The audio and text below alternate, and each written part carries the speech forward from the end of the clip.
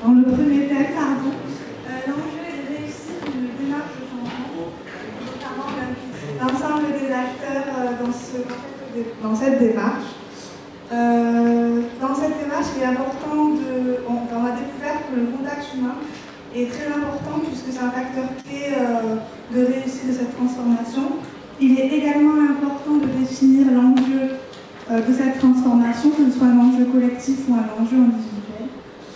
Et par enjeu, il est également important de définir les objectifs, mais également, par objectif, également le but qu'on souhaite atteindre.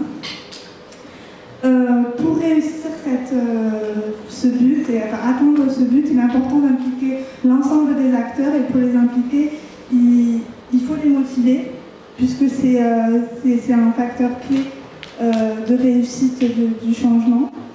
Néanmoins, on peut faire face à quelques résistances, notamment la peur du changement.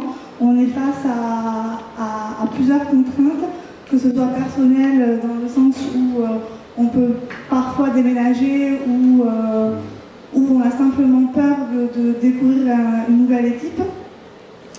En termes de bonnes pratiques, pour favoriser ce changement, mais également impliquer l'ensemble des acteurs, on peut favoriser le partage, également mettre en place des rituels. Par rituel, j'entends la mise en place de plusieurs réunions afin de favoriser le partage. Bonjour, donc nous on a travaillé sur le thème 2. Une des premières solutions qu'on a trouvées, c'était donc trouver le sens à la transformation. Il faut vraiment qu'on explique à tout le monde la vision, qu'on explique le but, la ligne directrice, afin que durant toute la transformation, donc après l'échec, personne ne sache pas pourquoi on fait ça. Enfin, tout le monde doit savoir pourquoi on le fait et ne perdre jamais de vue ça. Une deuxième solution qui nous semble centrale, c'est de se mettre dans un état d'esprit de co-construire, donc d'embarquer tout le monde et de former une équipe pour justement tendre vers cette vision commune. Et c'est donc une fois que tout le monde y trouve son bien et que tout le monde est dans la démarche qu'on va pouvoir arriver à avancer. Ensuite, on part sur capitalisation et l'analyse des irritants. Donc là, c'était vraiment l'idée d'apprendre des échecs qu'il y a eu précédemment pour ne pas refaire les mêmes à l'avenir. Après, on a un point, j'ai envie de dire, un petit peu plus d'ordre technique et en amont. On s'est dit qu'il faudrait peut-être aussi se poser et analyser un peu les parties prenantes de la chose. Qui a un intérêt dans ce qu'on a envie de faire et qui veut atteindre quel objectif. Ce qui permet aussi d'orienter la démarche dans un sens de soi-disant satisfaire tout le monde. Et du coup, normalement, de faire vivre le système au sein d'un écosystème, puisqu'une entreprise, c'est quand même beaucoup d'intérêts qui sont parfois convergents, parfois divergents. Et donc si on se pose avant, normalement, on devrait arriver à répondre aux intérêts de tout le monde. Alors bien sûr, on arrive au stade de la communication, parce que la communication c'est quand même très important. Le dialogue pour établir la confiance. S'il n'y a pas de confiance, personne ne va avoir envie de s'exprimer, personne ne va oser le faire, tout le monde va tout garder pour soi et là ça va être juste une résistance au changement. Donc beaucoup de communication, qu'elle soit verticale, horizontale, que ça vienne des managers, que ça vienne de la base de la pyramide. On a dit qu'il ne fallait pas hésiter. Et un peu dans le même état d'esprit, nous pensons qu'il faut beaucoup de formation et d'accompagnement des salariés, puisque le changement ça fait peur. Et plus on les forme et plus on leur explique ce qui se passe, et ça vaut autant pour les salariés que pour les managers, bah, moins ils auront peur et plus on aura une bonne chance que notre démarche va fonctionner. Et enfin, on arrive sur la communication non violente.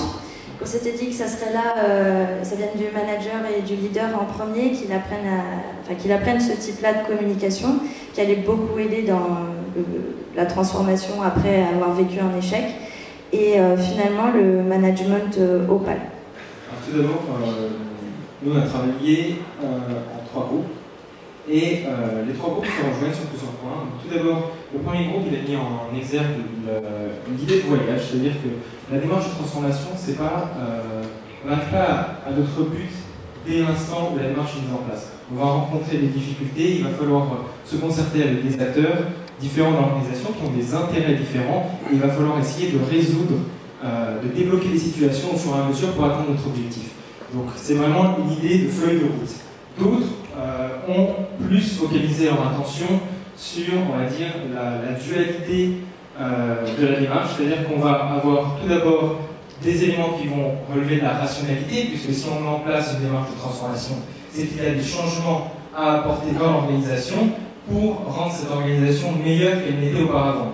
Mais on a également une démarche émotionnelle, puisque les acteurs ne vont accepter les changements que si ces changements sont bien communiqués et s'ils perçoivent un intérêt, voire si le transformateur arrive à déconstruire certains mythes qui peuvent exister dans l'organisation et les remplacer par des valeurs différentes qui vont permettre à l'organisation de s'adapter.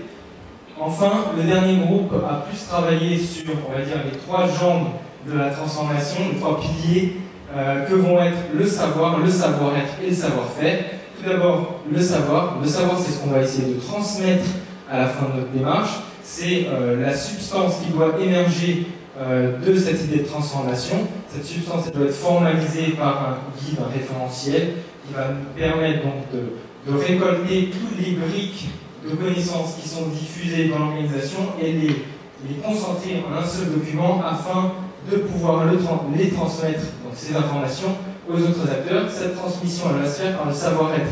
Donc là, on rejoint l'idée de l'émotionnel, puisqu'on va donc devoir expliquer à chacun et on va surtout avoir besoin d'un porteur de projet, que ce soit un leader inspirant ou quelqu'un qui vraiment arrive à emporter les autres dans cette démarche de changement.